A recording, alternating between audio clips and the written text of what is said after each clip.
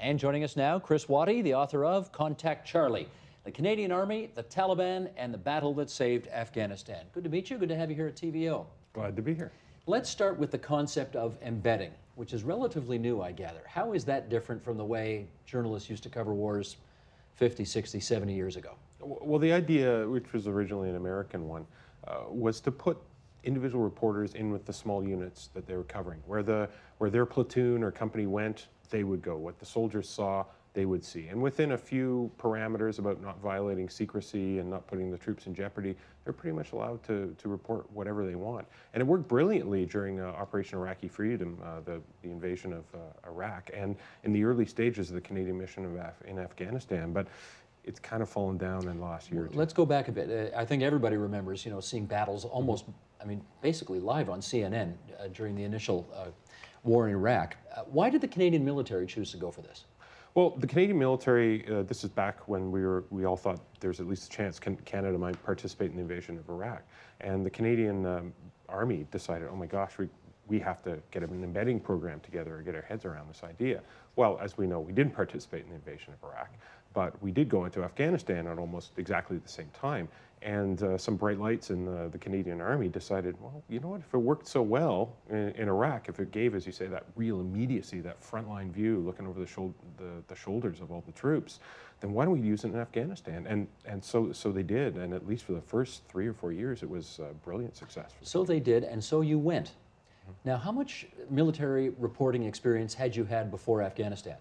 I'd had a fair bit. I'd been out on operations, mainly in Canada. I'd been in Bosnia in the 90s, but again, just flying visits. And I found it much different when you were embedded.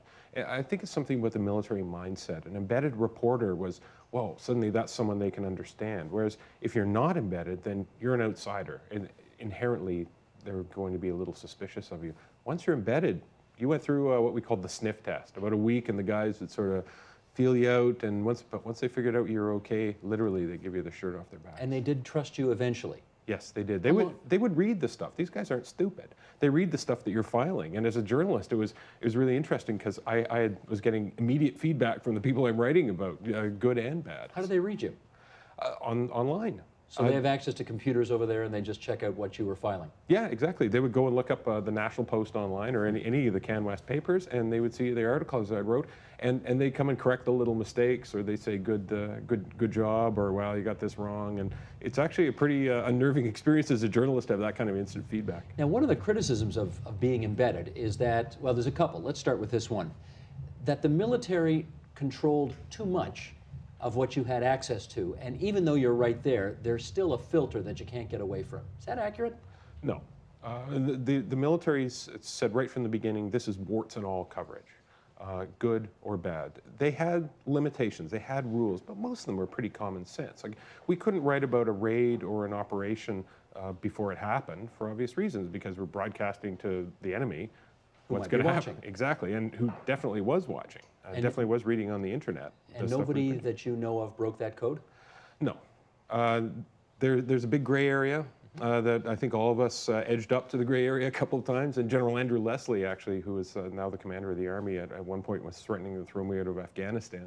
We got over it. We sorted it out. But there was a bit of a negotiation process going on. Hang on. He threatened to throw you out of Afghanistan because? Yeah, because I'd written a story that was close to that line about what they call OPSEC, or military shorthand for operational security. And I was writing about a car bomb that had been floating around Kabul, and his argument was I shouldn't have been writing about it quite so quickly. But cooler heads prevailed. General Leslie and I get along fine now. Okay. The other criticism that we hear is that because you are so close to the troops, you can't really report on them objectively anymore because your own safety is so much invested with theirs. You care about them too much. This is the allegation, too much. And in a sense, you become one of them rather than a kind of a third-party neutral observer to the whole thing. Mm-hmm. Accurate? Yeah, insofar as it goes. I would argue that, so what? I mean, these are Canadian soldiers, we're Canadians, whether we're reporters or not. And it is possible for us to stand back and be objective about it. The real problem inherent in that criticism, which I think is a perfectly valid one, is that you get the corporal's eye view of the battle. You see the little individual firefights. aren't able to step back and see the big picture objectively or otherwise. That's the flaw to embedding, I think. Of course, when you stand back and get the big picture, you're taking briefings from generals who may not be Exactly. giving you the real deal either. Exactly. Okay. I want to show a clip. Anybody can see this up on YouTube. Scott Kesterton is the guy behind this. And this is, you know, there's no profanity. It's not terribly graphic, but it's battle. And it's serious. Michael, let's roll this if we could. Go ahead, please.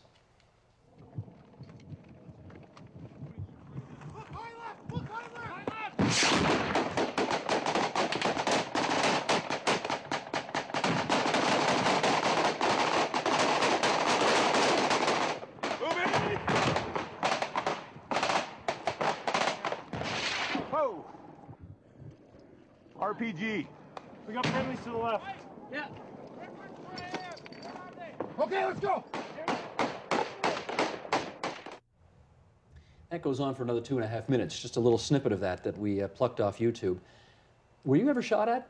A couple times, yeah. Not as in firefights as intense as I described in Contact Charlie and in the Panjwai district. That clip actually took place in July 2006. It's around a part of the Panjwai called Pashmal, which is a complex of villages that have been taken over by the Taliban, and which the PPCLI went in and cleared out. PPCLI, the Princess Patricia's Canadian Light Infantry, yeah. which was the battle group there. Scott Kesterton is astonishing, and in a way I find it kind of remarkable that almost the only combat footage that came out of this first Canadian deployment in Afghanistan was from Scott, because he earned the soldiers' trust. He was the guy right up there filming this stuff, and that's almost the only combat footage. There's some from the military's own combat camera teams, but Scott's stuff was the only combat footage of the first battle the Canadian Army's fought since World War II. When you were in the midst of trying to cover a battle, did you get the sense that the troops were concerned about your safety?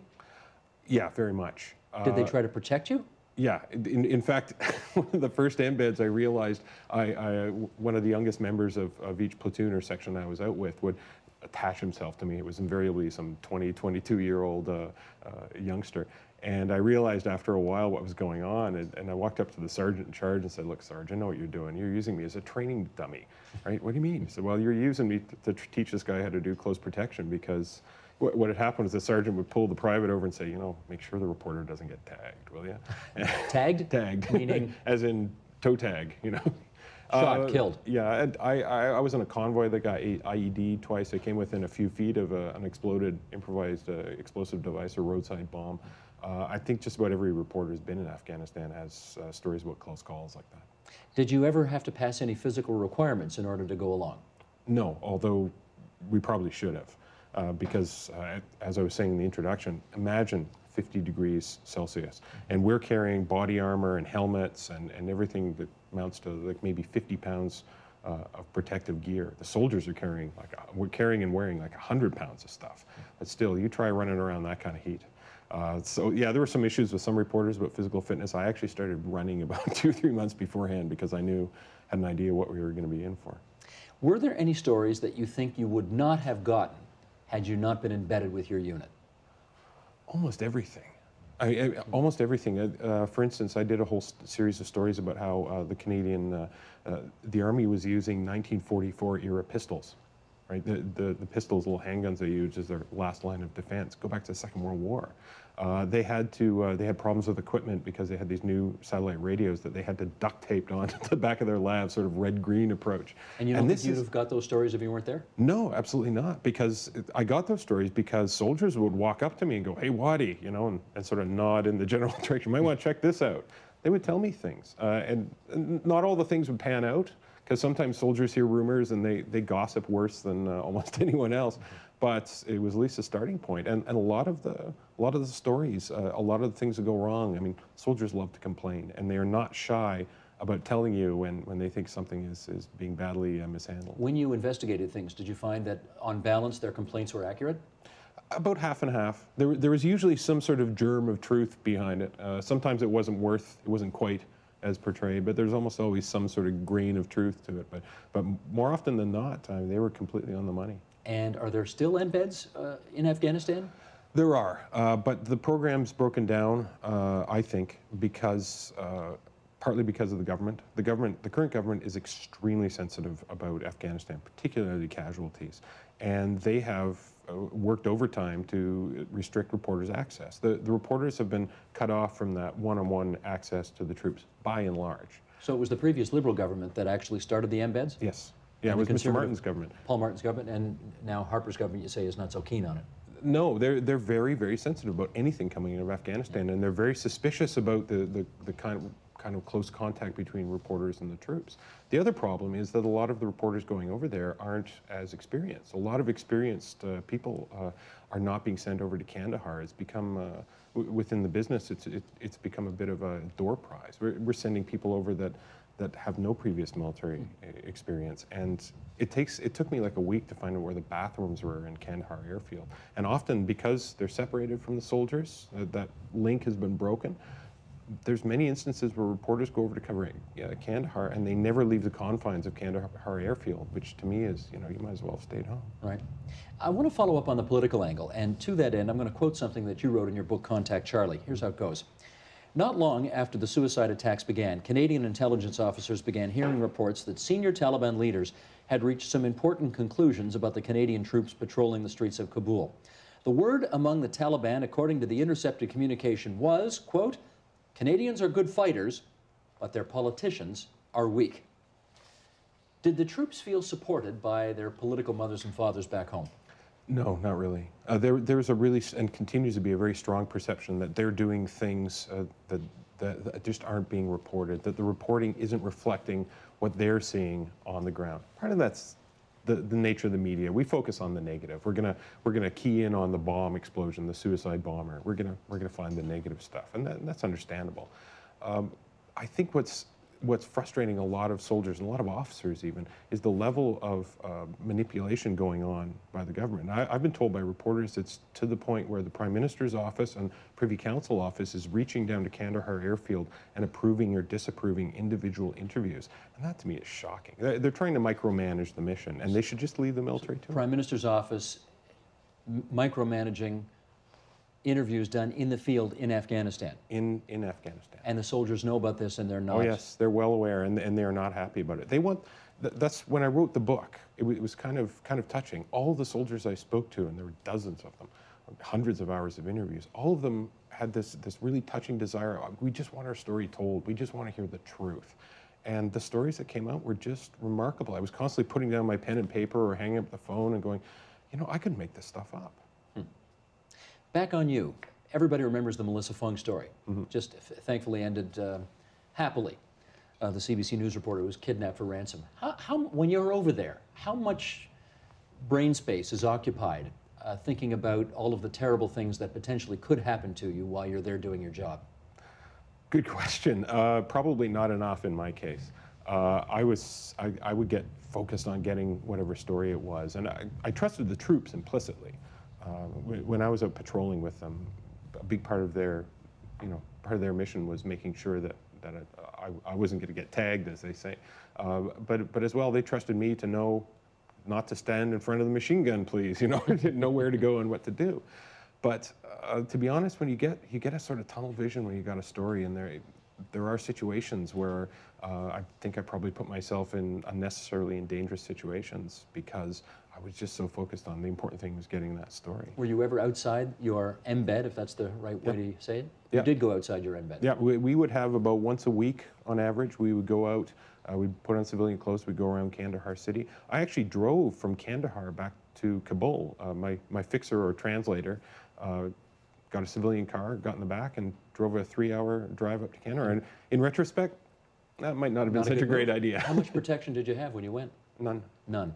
Now, the case with Melissa, and because she's TV, she's much more high profile and much more vulnerable, if you will, because she's got the TV camera and all the equipment. She's a lot more visible. I can wander around wearing the native clothes and look just like, at least on the face of it, look just like another Afghan. Did you carry a gun? No, absolutely not. Did your driver carry a gun? No, I didn't think it was necessary. Now, if my fixer had thought this might be kind of dangerous, then I might have. But to be honest, if I carried a gun, I'd be more worried about shooting myself in the foot. One last question before we go over there and continue our discussion on women in combat. Would you go back? In a second. In fact, I'm angling to go back and do another book on it.